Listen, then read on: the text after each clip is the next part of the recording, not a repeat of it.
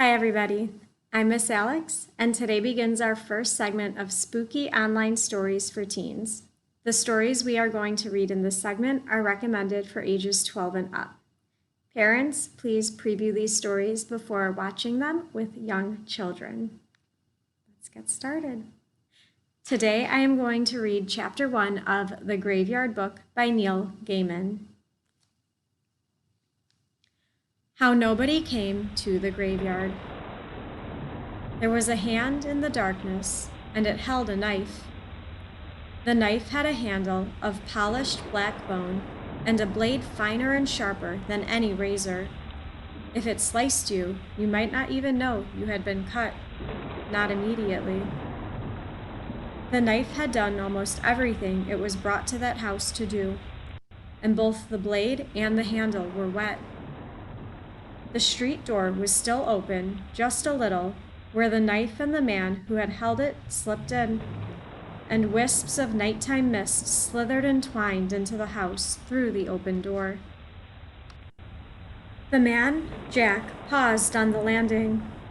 With his left hand, he pulled a large white handkerchief from the pocket of his black coat, and with it, he wiped off the knife and his gloved right hand, which had been holding it. Then he put the handkerchief away. The hunt was almost over. He had left the woman in her bed, the man on the bedroom floor, the older child in her brightly colored bedroom, surrounded by toys and half-finished models. That only left the little one, a baby, barely a toddler, to take care of. One more and his task would be done. He flexed his fingers. The man Jack was, above all things, a professional, or so he told himself, and he would not allow himself to smile until the job was complete. His hair was dark, his eyes were dark, and he wore black leather gloves of the thinnest lambskin. The toddler's room was at the very top of the house. The man Jack walked up the stairs, his feet silent on the carpeting. Then he pushed open the attic door, and he walked in. His shoes were black leather, and they were polished to such a shine that they looked like dark mirrors. You could see the moon reflected in them, tiny and half full. The real moon shone through the casement window. Its light was not bright, and it was diffused by the mist. But the man Jack would not need much light. The moonlight was enough. It would do. He could make out the shape of the child in the crib, head, limbs, and torso. The crib had high, slatted sides to prevent the child from getting out. Jack leaned over, raised his right hand, the one holding the knife, and he aimed for the chest, and then he lowered his hand. The shape in the crib was a teddy bear. There was no child. The man Jack's eyes were accustomed to the dim moonlight, so he had no desire to turn on an electric light. And light was not that important after all. He had other skills. The man Jack sniffed the air. He ignored the scents that had come into the room with him, dismissed the scents that he could safely ignore, honed in on the smell of the thing he had come to find. He could smell the child, a milky smell like chocolate chip cookies, and the sour tang of a wet, disposable nighttime diaper. He could smell the baby shampoo in its hair, and something small and rubbery. A toy, he thought? Then no, something to suck that the child had been carrying. The child had been here. It was here no longer. The man Jack followed his nose down the stairs through the middle of the tall, thin house. He inspected the bathroom, the kitchen, the airing cupboard, and finally the downstairs hall, in which there was nothing to be seen but a family's bicycles, a pile of empty shopping bags, a fallen diaper, and the stray trendles of fog that had insinuated themselves into the hall from the open door to the street. The man Jack made a small noise then, a grunt that contained in it both frustration and also satisfaction. He slipped the knife into its sheath in the inside pocket of his long coat, and he stepped out into the street. There was moonlight, and there were streetlights, but the fog stifled everything, muted light and muffled sound, and made the night shadowy and treacherous. He looked down the hill toward the light of the closed shops, then up the street, where the last high houses wound up the hill on their way to the darkness of the old graveyard. The man Jack sniffed the air. Then, without hurrying, he began to walk up the hill. Ever since the child had learned to walk, he had been his mother and father's despair and delight, for there never was such a boy for wandering, for climbing up things, for getting into and out of things. That night, he had been woken by the sound of something on the floor beneath him, falling with a crash. Awake, he soon became bored, and had begun looking for a way out of his crib.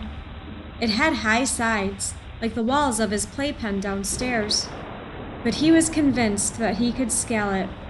All he needed was a step. He pulled his large golden teddy bear into the corner of the crib, then, holding the railing in his tiny hands, he put his foot onto the bear's lap, the other foot up on the bear's head, and he pulled himself up into a standing position. And then he half climbed, half toppled over the railing and out of the crib.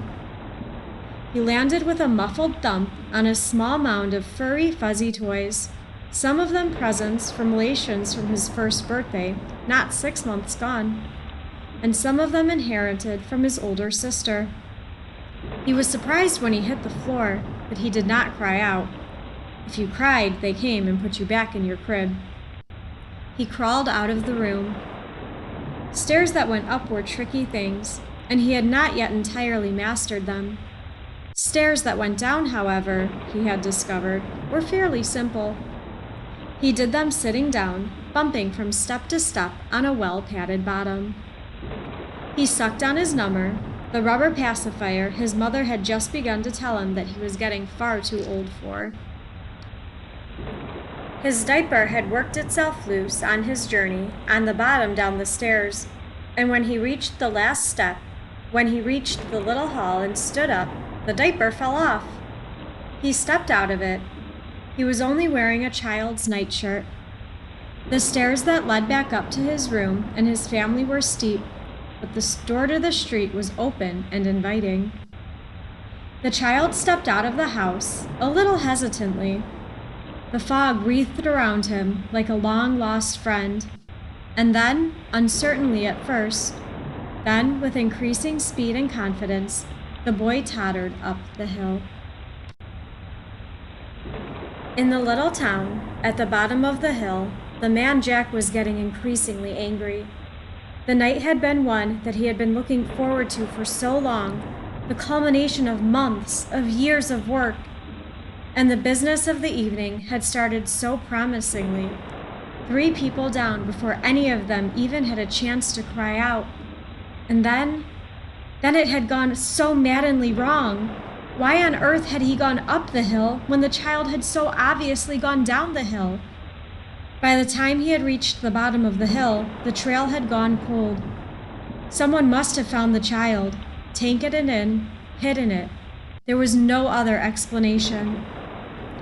A crack of thunder rang out, loud and sudden as a gunshot, and the rain began in earnest. The man Jack was methodical, and he began to plan his next move, the calls he would need to pay on certain of the townsfolk, people who would be in his eyes and ears in town. He did not need to tell the convocation he had failed. Anyway, he told himself, edging under a shop front as the morning rain came down like tears, he had not failed. Not yet. Not for years to come. There was plenty of time. Time to tie up the last piece of unfinished business. Time to cut the final thread. It was not until the police siren sounded, and a first police car, and then an ambulance, then an unmarked police car with a siren blaring sped past him on their way up the hill, that, reluctantly, the man Jack turned up the collar of his coat, put his head down, and walked off into the morning. His knife was in his pocket, safe and dry in its sheath, protected from the misery of the elements. If you want to find out what happened to the baby in the graveyard that night and how he was saved from the man Jack and what the man Jack wanted in the first place, please check out the rest of Chapter 1 that I did not read. And you can check out the whole book, again, called The Graveyard Book by Neil Gaiman here at Three Rivers Library. I hope you enjoyed your stories. Happy Halloween!